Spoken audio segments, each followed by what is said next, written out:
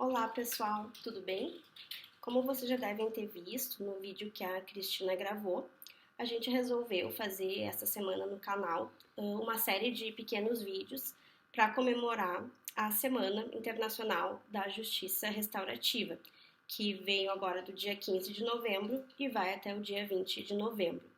Então, dando continuidade nesse nosso trabalho, eu vim falar um pouquinho hoje sobre a minha pesquisa que eu venho fazendo no mestrado sobre justiça restaurativa no âmbito da América Latina.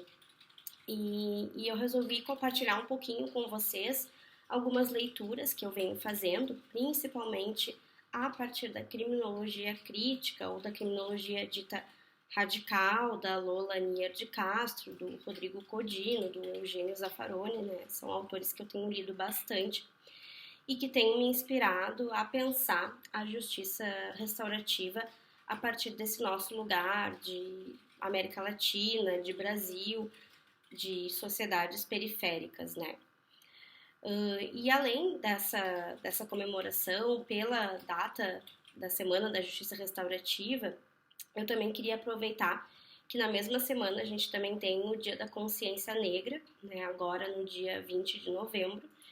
Então eu quis aproveitar para trazer também algumas reflexões do meu estudo que tocam essa questão, né? E já como primeiro ponto, é importante lembrar que, infelizmente, o dia 20 de novembro não é um feriado nacional em todo o Brasil, então acredito que isso, por si só, já seja um dado interessante para a gente pensar, né? A gente que tem tantos feriados no Brasil, infelizmente não temos esse, né? Algumas cidades definiram o dia 20 como feriado, Porto Alegre, que é onde eu moro, não é uma delas.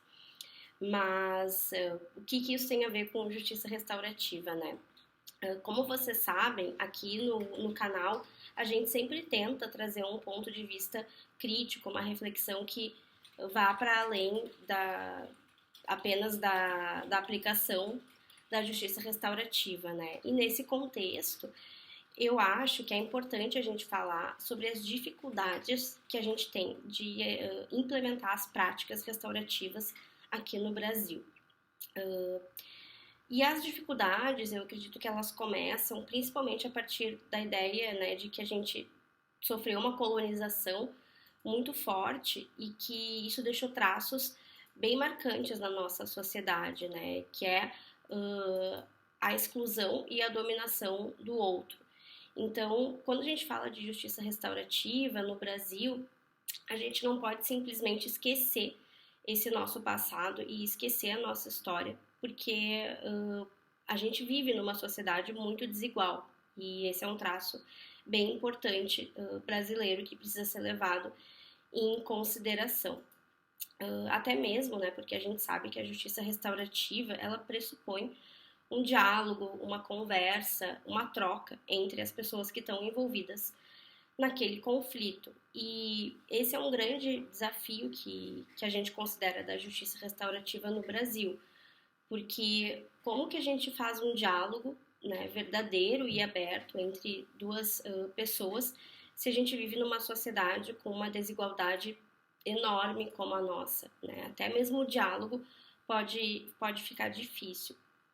Então, a gente precisa pensar numa justiça restaurativa que esteja contextualizada nessa nossa sociedade brasileira, que é marginal, que é periférica, que tem mazelas sociais muito severas, né? A gente não pode, por exemplo, importar um modelo ou um projeto de justiça restaurativa que pode ser muito bem sucedido num país europeu que tenha altos índices de coesão social e tenha uma sociedade muito homogênea, né? Porque esse modelo provavelmente ele não vai conseguir ser devidamente aplicado aqui no Brasil, né? Onde a gente tem outros problemas que são bem diferentes. Então, a gente tem que levar em consideração, né, e isso eu tenho tentado verificar nos meus estudos, que o nosso passado colonial de genocídio contra a população mais vulnerável, né, primeiro contra os povos originários, depois contra a população da África que veio traficada para cá. A gente precisa denunciar isso e tentar, de alguma forma, não assinar embaixo, né, a partir de uma nova prática que seria a justiça restaurativa, tentar não assinar embaixo desse modelo que é de dominação e de controle social. Mas, obviamente, que isso não é uma tarefa fácil, é um desafio enorme, não vai ser em um vídeo que a gente vai resolver, mas eu queria trazer algumas reflexões que eu tenho pensado para dividir com vocês, né?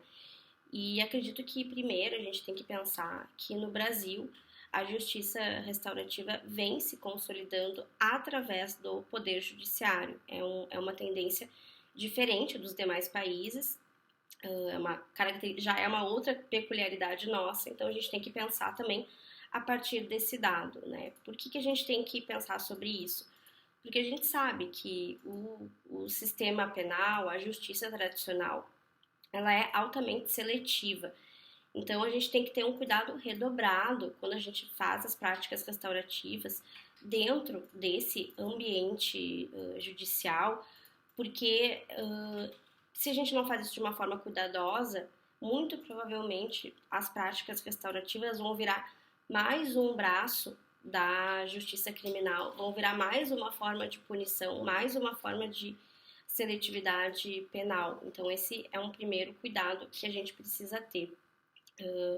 Além disso, a gente precisa pensar também que a gente vive em uma sociedade com uma desigualdade realmente abissal, né, como diria o Boaventura de Souza Santos.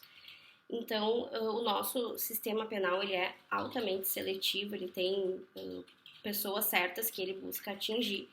Então, possivelmente, o ofensor e a vítima não vão ter a mesma classe social, né? Não vão estar inseridos numa homogeneidade capaz de levar eles a uma conversa, a um diálogo que seja mais fácil, né, e que transcorra mais naturalmente. Então, esse também é um dado de dificuldade que a gente tem que pensar na hora de fazer as nossas práticas restaurativas.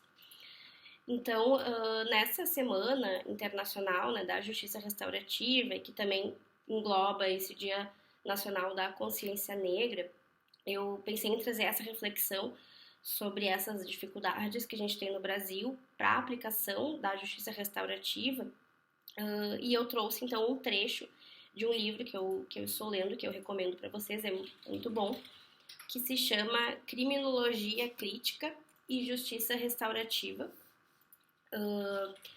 no Capitalismo Periférico. Então tá aqui o livro, recomendo a leitura. E já fica também uma singela homenagem ao Tiago Fabris de Carvalho, que infelizmente eu não pude conhecer, mas os textos dele têm me inspirado bastante, então eu gostaria de ler um trechinho para vocês, para deixar de reflexão. Então, ele diz o seguinte: Ademais, cumpre ressaltar que a concepção de justiça restaurativa que se postula é a de processo de construção cultural, política e social como parte de uma estratégia para empoderar todos e todas, sobretudo aqueles indivíduos marginalizados social e politicamente pela ordem dominante, com potencialidade para produzir uma racionalidade de resistência emancipatória. O que se defende é a construção de espaços para uma justiça restaurativa lúcida e libertadora, integrada a uma política social mais geral. Então, eu queria trazer essa pequena reflexão dele, porque eu acho que realmente é algo importante para a gente pensar a justiça restaurativa dentro do nosso contexto de Brasil e de América Latina e de sociedade periférica. Então, seria mais ou menos isso, pessoal, essa reflexão que eu queria trazer hoje. E espero que vocês tenham gostado. Nos digam aqui nos comentários o que vocês acham sobre isso. Não se esqueçam de se inscrever no canal e de curtir a nossa página. Tchau, tchau!